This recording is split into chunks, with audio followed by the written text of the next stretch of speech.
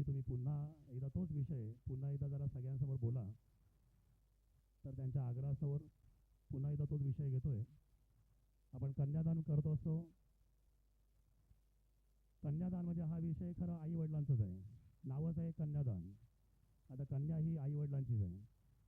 पण प्रेमापोटी या ठिकाणी मामासुद्धा किंवा काकासुद्धा कन्यादान करत असतात. आणि अशा वेळेला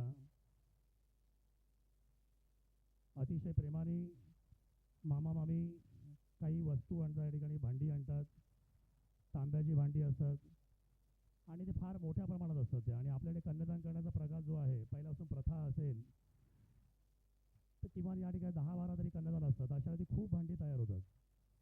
प्रत्यक्षात त्या भांड्यांचा आपल्याला तसा काही उपयोग होतच नाही.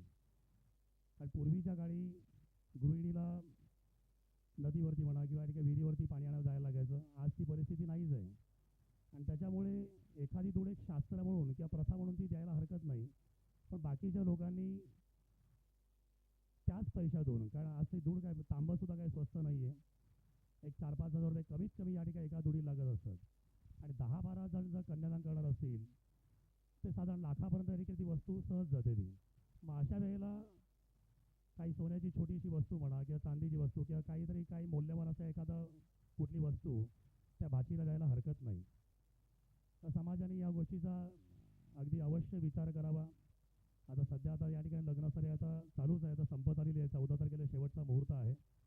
पण याच्यापुढे नंतर या ठिकाणी दिवाळीमध्ये जेव्हा या ठिकाणी पुन्हा लग्नसराई चालू होईल तर इथे कोणी मामा असेल किंवा ज्यांच्याकडे कोणाकडे लग्नकार्य आता जमलेलं असेल त्यांनी त्या गोष्टीचा अवश्य विचार करावा आणि त्या पद्धतीने हा विषय अंमलात आणावा. धन्यवाद.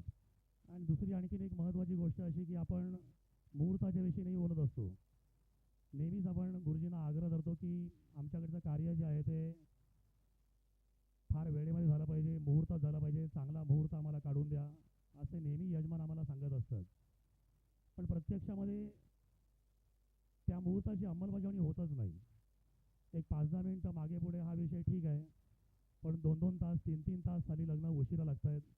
आणि अशा वेळेला लोक कारणं देतात की ट्रॅफिक जास्त असल्यामुळे आम्हाला याला उशीर झाला. आणि ट्रॅफिकचा विषय आता सर्व ठिकाणी आहेच, आपण नेहमीच बघत असतो. तर अशा वेळेला लोकांनीसुद्धा तसं नियोजन करून थोडं लवकर निघून वेळेवरती मुहूर्तावरती येऊन ते कार्य साधलं पाहिजे. तसंच या ठिकाणी जी लोक आलेली असतात, काही पाहुणे मंडळी असतील, काही या ठिकाणी मान्यवर असतील, यांनासुद्धा इतर ठिकाणी जायचं असतं, त्यांनासुद्धा काही उद्योगधंदे असतात. आणि या एका गोष्टीमुळे त्यांचा खोळंबा होतो. त्यामुळे लोकांनी त्याचाही अवश्य विचार करावा. आता ही गोष्ट मी 2 दिवसापूर्वी बोललोच होतो, पण म्हात्रे साहेबांनी पुन्हा आग्रह धरला की पुन्हा आपण एकदा गुरुजी अवश्य हा विषय सांगा. खूप चांगला विषय होता आणि कोणीतरी या विषयाला हात घालणं गरजेचं होतं. पण त्यांच्या आग्रहास्तव पुन्हा एकदा मी हा विषय घेतला. धन्यवाद.